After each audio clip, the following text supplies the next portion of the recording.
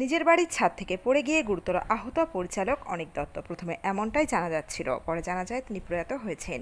নিয়ে যাওয়া হয়েছিল দক্ষিণ কলকাতার একটি হাসপাতালে। বিস্তারিত থাকছে প্রতিবেদনে। বন্ধুরা, চ্যানেলে নতুন হলে চ্যানেলটি সাবস্ক্রাইব করে রাখতে পারেন ও ভিডিওটি শেয়ার করতে পারেন। হঠাৎই শোনা যায় গুরুতর আহত পরিচালক অনিক দত্ত। বুধবার হিন্দুস্থান পার্কের বাড়ির ছাদ থেকে পড়ে যান তিনি। ঢাকুরিয়ার কাছে একটি হাসপাতালে নিয়ে যাওয়া হলে তার অবস্থা সংকটজনক বলে জানিয়ে দেন চিকিৎসকেরা।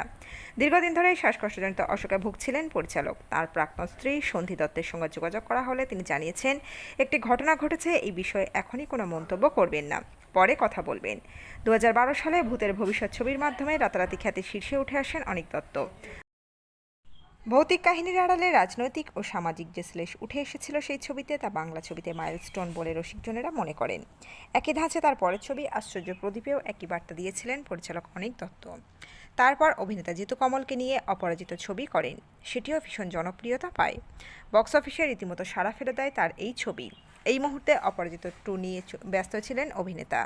যদিও পরিচালকের পুজোয় মুক্তি পাওয়া ছবি যত কাণ্ড কলকাতায় মুক্তির সময় আশঙ্কা করেছিলেন এটাই হয়তো তাঁর শেষ ছবি।